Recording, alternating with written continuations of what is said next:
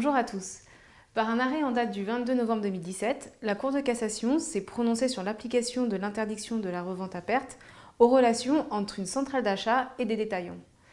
L'arrêt met en scène deux centrales d'achat opérant dans le secteur de l'optique, la société Club Optique Libre et la société Alliance, qui ont toutes les deux pour activité d'acquérir sur la base de conditions commerciales négociées avec les fournisseurs des produits qu'elles revendent ensuite à leurs adhérents, des opticiens indépendants.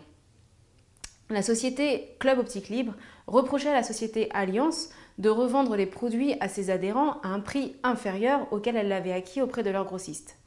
Elle l'a donc assigné en paiement de dommages et intérêts sur le fondement de l'interdiction de la revente à perte telle que prévue par l'article L 442-2 du Code de commerce. La société Alliance, quant à elle, invoquait le fait que cette disposition légale ne lui était pas applicable pour deux raisons.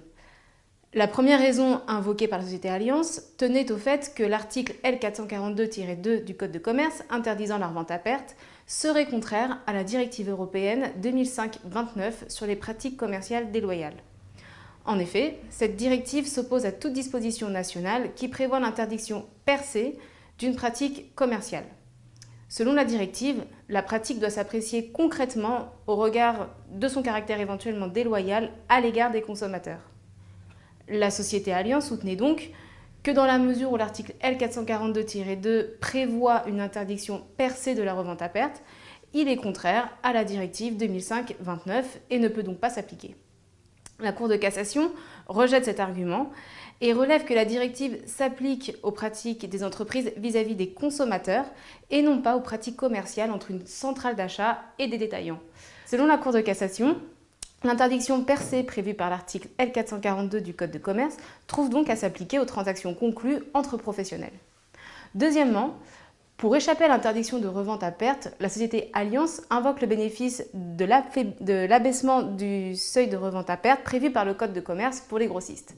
Or, la Cour de cassation refuse d'octroyer le bénéfice de cet abattement à la société Alliance dans la mesure où elle ne remplissait pas les conditions pour être qualifiée de grossiste.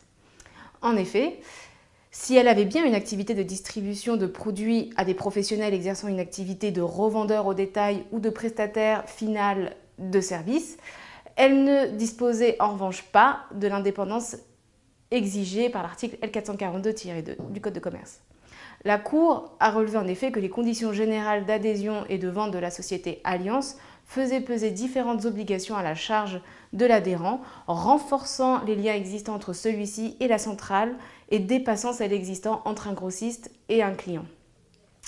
Une centrale d'achat n'est donc pas un grossiste au sens de la réglementation relative à la revente à perte.